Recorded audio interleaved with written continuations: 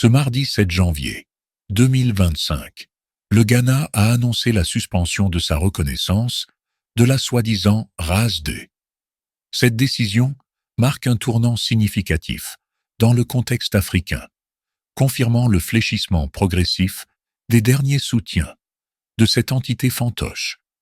Elle représente également un sérieux revers pour les ennemis de l'intégrité territoriale du Maroc, consolidant davantage la légitimité de la position du royaume sur cette question. Le Ghana, acteur de premier plan sur le continent africain, a pris une décision majeure le mardi 7 janvier 2025 en suspendant sa reconnaissance de la pseudo-RASD. Ce geste hautement symbolique reflète le réalignement stratégique de ce pays en faveur de l'intégrité territoriale du Maroc, un sujet sur lequel le royaume ne cesse de remporter des victoires. Cette suspension constitue également un véritable camouflette pour les ennemis de l'intégrité territoriale du royaume et confirme la pertinence de l'approche marocaine dans la résolution de ce différend régional artificiel qui dure maintenant depuis un demi-siècle, une étape décisive dans l'évolution de la question du Sahara marocain. Cette décision du Ghana de suspendre ses relations avec la pseudo-RASD marque une étape décisive dans l'évolution de la question du Sahara marocain sur le continent africain, témoignant de la force et de la pertinence de la diplomatie royale menée sous l'impulsion éclairée du roi Mohamed VI. Indique à Express FR le professeur de sciences économiques, sociales et politiques à l'université Mohamed V, Dr Talal Cherkaoui. Cet acte, qui intervient dans un contexte de réévaluation des positions diplomatiques à l'échelle continentale et internationale, illustre une prise de conscience croissante de la communauté internationale, et plus particulièrement des nations africaines, quant à l'illégitimité et au caractère artificiel de cette entité, fabriquée dans les arcanes d'une guerre froide, désormais révolue, souligne le professeur. Le Ghana, poursuit-il, puissance régionale incontournable en Afrique de l'Ouest et modèle de stabilité démocratique sur le continent, envoie un signal fort à travers cette décision, affirmant ainsi son engagement en faveur de solutions pragmatiques et viables pour le développement de l'Afrique, plutôt que de s'aligner sur des idéologies obsolètes qui divisent inutilement le continent. Un revirement diplomatique. Ce revirement diplomatique du Ghana s'inscrit, de l'avis de Dr Talal Cherkaoui, dans une tendance de fond, initiée et amplifiée par la stratégie marocaine, qui a su conjuguer, avec une intelligence remarquable,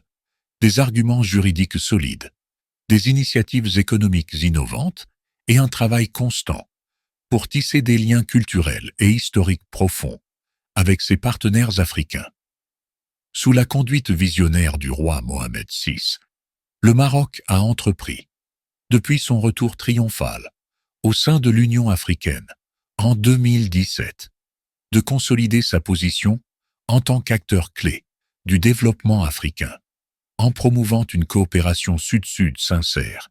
et en plaçant le continent au cœur de ses priorités, affirme le professeur. Le Ghana, qui bénéficie d'une relation bilatérale florissante avec le Maroc, notamment à travers des partenariats économiques dans les secteurs de l'agriculture, des infrastructures et des énergies renouvelables, illustre parfaitement cette dynamique gagnant-gagnant. Ce rapprochement stratégique a sans doute contribué à renforcer une compréhension mutuelle des enjeux liés à l'intégrité territoriale du Maroc et des avantages indéniables de la proposition marocaine d'autonomie, qualifiée par la communauté internationale de sérieuse, crédible et réaliste, dit-il. Victoire diplomatique avec un écho retentissant à l'international. Par ailleurs, cette victoire diplomatique, estime Dr Talal Cherkaoui, ne se limite pas au continent africain,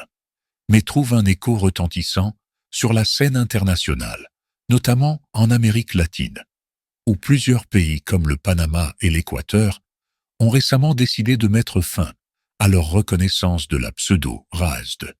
consolidant davantage la légitimité de la souveraineté marocaine sur son Sahara. Ces retraits successifs de reconnaissance, qui touchent des régions aussi diverses que l'Afrique, l'Amérique latine et l'Europe,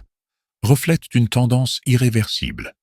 celle du désaveu global, d'une entité dépourvue de toute assise juridique, historique ou politique, et de l'adhésion croissante à une vision de paix, de stabilité et de prospérité incarnée par le Maroc, soutient le professeur. Cette évolution, rendue possible par la diplomatie royale, démontre également l'isolement croissant de l'Algérie, principal soutien de la pseudo-RASD, qui persiste à s'accrocher à une utopie idéologique héritée d'une époque révolue, au mépris des réalités actuelles, note-t-il également. Vers une révision plus large des positions au sein de la région, la position du Ghana revêt une importance particulière, non seulement en raison de son poids politique et économique en Afrique de l'Ouest, mais aussi parce qu'elle ouvre la voie à une révision plus large des positions au sein de la région, où de nombreux pays pourraient suivre cet exemple dans les années à venir. Cette tendance s'appuie sur le constat évident que le soutien à la pseudo-RISD alimente des divisions inutiles au sein de l'Union africaine et freine les dynamiques de développement continental. En prenant ses distances avec la pseudo-RISD, le Ghana renforce également son rôle sur la scène africaine, en choisissant de s'aligner sur des solutions pragmatiques et tournées vers l'avenir, comme celle proposée par le Maroc, qui met l'accent sur l'intégration économique et le développement humain, explique Dr Talal Cherkaoui. Ainsi, le travail accompli par la diplomatie marocaine, sous la direction éclairée de Sa Majesté, le roi Mohamed VI, dépasse largement le cadre de la défense des intérêts nationaux, en contribuant activement à la stabilité et au progrès du continent africain. Les prochaines années verront sans aucun doute une accélération de ce mouvement de retrait des reconnaissances de la pseudo-RISD, en Afrique comme ailleurs, laissant l'Algérie, son principal soutien, de plus en plus isolée, dans son obstination à défendre une chimère incompatible avec les aspirations actuelles des nations africaines. Le Maroc, de son côté, continuera à promouvoir son modèle de coopération sincère, de développement durable et d'unité continentale, affirmant sa place en tant que partenaire de confiance et pilier de stabilité en Afrique et au-delà, conclut l'expert